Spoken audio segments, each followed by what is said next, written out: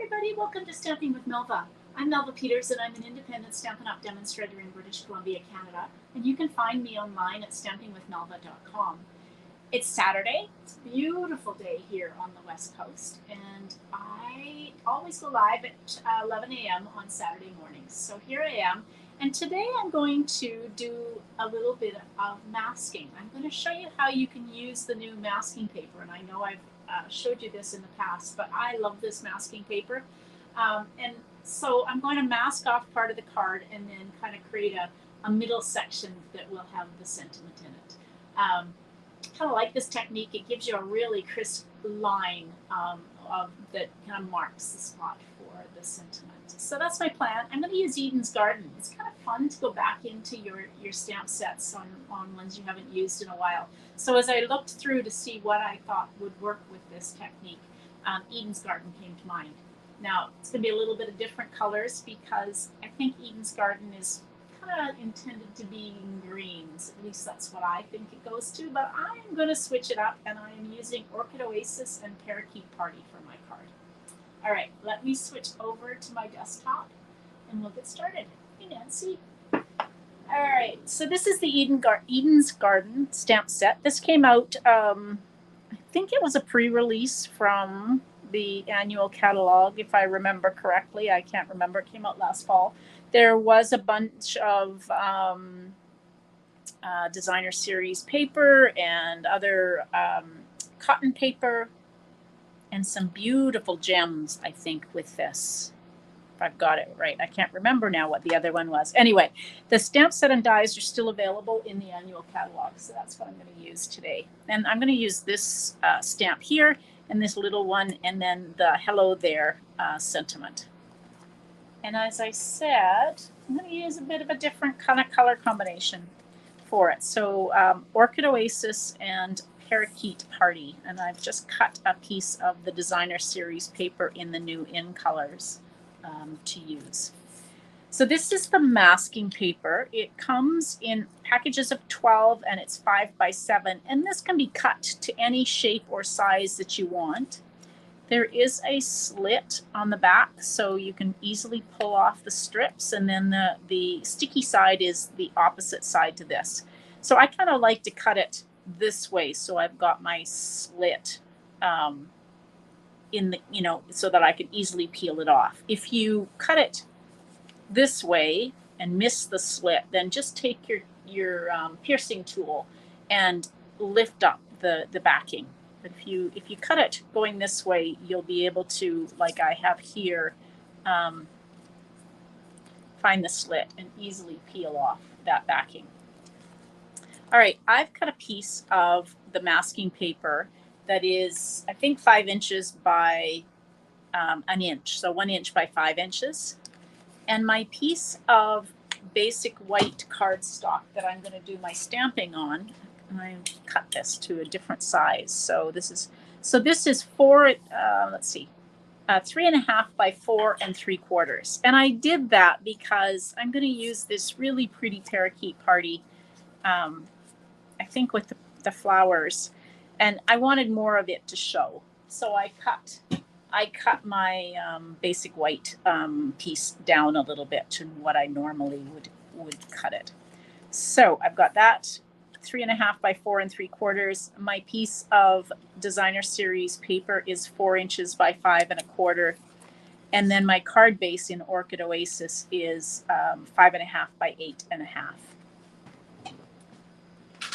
And I'm going to just grab my paper trimmer and I'm going to score this at 4 1/4. Now, if your piece, mine's a landscape card.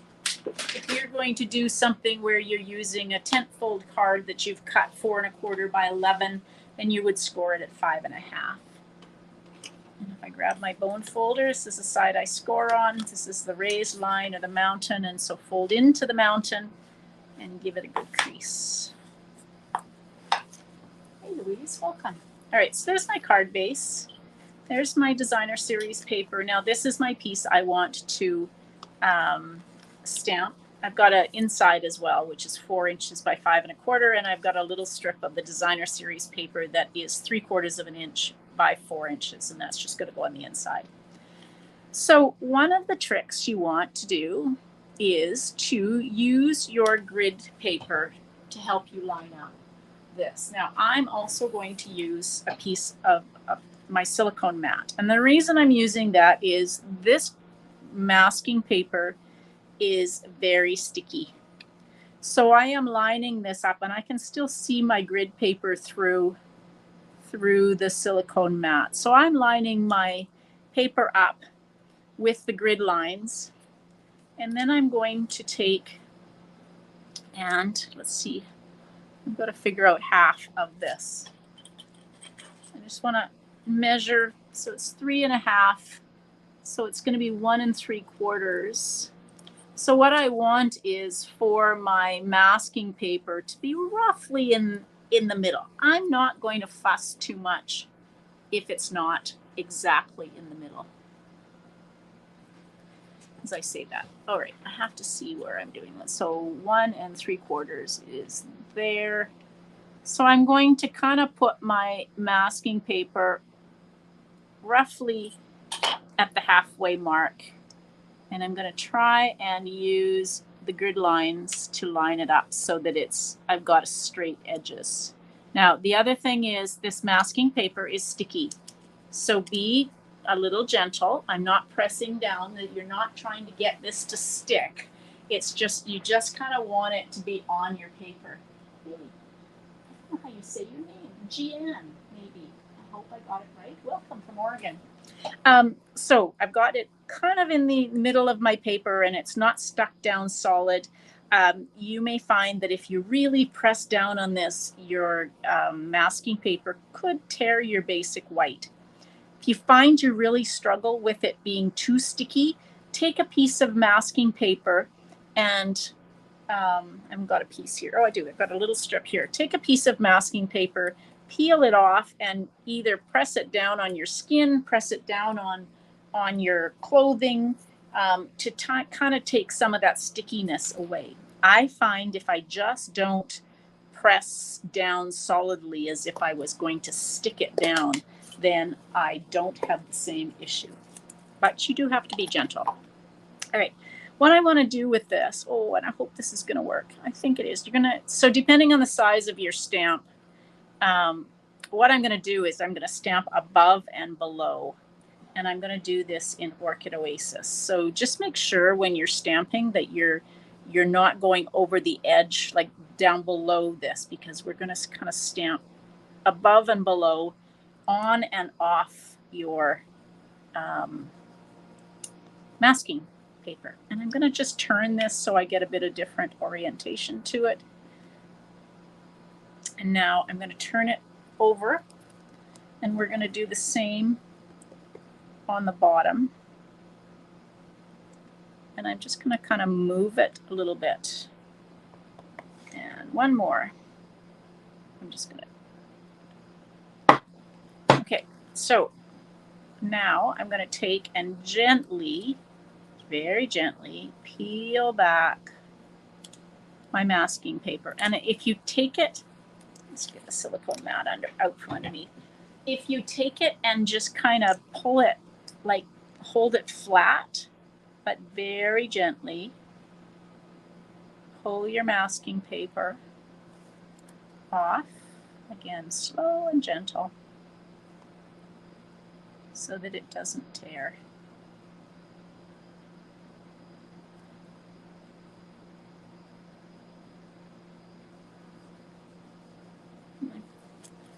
All right. Stuck more than I wanted, but it is not tearing as I pull very gently on it. I think because I stamped over top of it. So yes, just don't press down really hard. As long as it's covering your paper, you are good. There we go. All right, so I've got this really nice edge now that I'm going to use for my sentiment.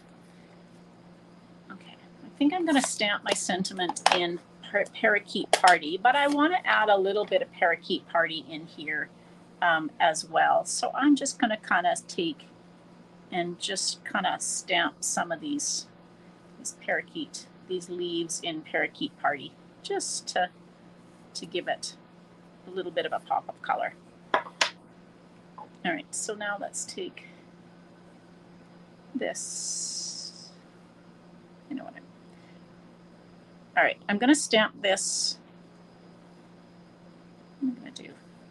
Trying to figure out where I want to put this so that I can put some ribbon. Okay, I'm going to put this over on the right hand side, and I'm stamping the hello in Parakeet Party. Now, I'm going to adhere this down.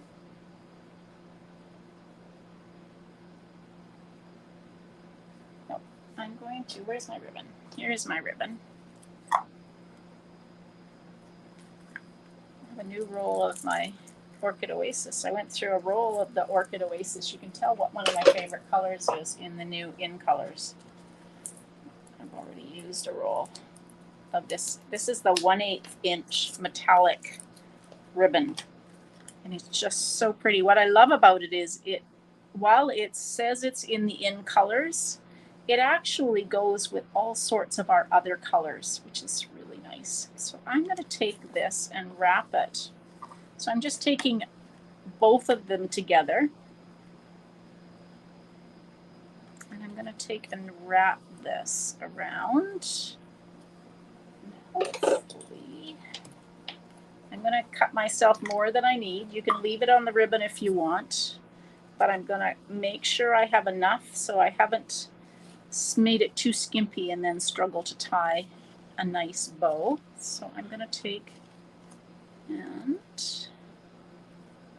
now when I tie a bow, as I said on other videos, I just want to get this straight, I turn my paper upside down, and that allows me to manage where the tails will go, because I always like the tails facing downwards, and if I tie it, I can actually manage that. So I take this one and I tuck it underneath so that the tails are still facing downwards, and then I can tie my other bow, making sure I catch both of these.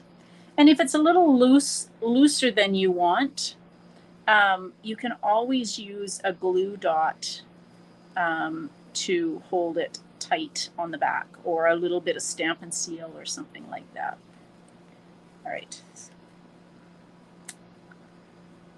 Not sure I like that, but I think I'll put some embellishments on as well. It's feeling like I have a bit of a gap there.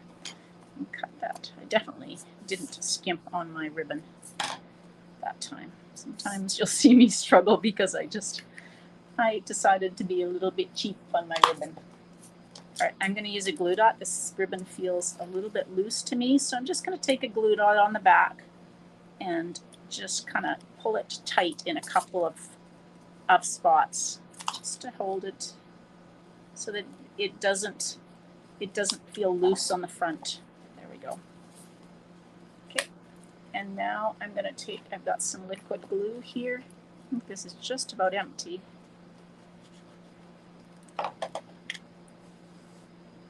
And we will put this on this pretty designer series paper. Sometimes I like to have just a little bit of extra design or pattern. Yeah, you can see a little bit better. And then we'll take and adhere this. I really like this color combination of Parakeet Party and Orchid Oasis. So get that on there. Now, I'm still not really happy with this big space that I have going on up here. So I'm going to take, I've got some of these are the decorative, in color matte decorative dots. And I'm going to take some of these and use them in, I think I'll put them in the Orchid Oasis. So I'll just put some of these. I love them because they come in multiple shades of the colors, which is really nice. There we go. Just something up there to fill that space. And then the last thing I'm going to do, I'm going to hold this down so I don't pull my ribbon my bow open. This ribbon is so easy to fray by just taking the tip of your piercing tool. So I'm just kind of taking that tip and running through it and just opening up the strands that are part of the ribbon, just to fray it. And I'll do the same on this one. If you don't like this kind of I don't know, messy look, I don't know if that's the right word, you can leave your ribbon just as it is, but this metallic ribbon just works so well and it easily frays like that. There we go. Just to give it a little bit more pizzazz. All right, I really like the card. All right, we've got one more piece, or the inside, and I've got this piece of designer series paper. This was just a scrap off the bottom of the designer series paper that I cut. And so I'm just going to take and stamp, or not stamp, adhere on the inside of my card, just to finish off the inside. And then I'm just going to take and put a couple of these leaves in Parakeet Party as well. And that will just leave me lots of room on the inside to write a note. But that way my inside of my card is finished when I go to use it. Here we go.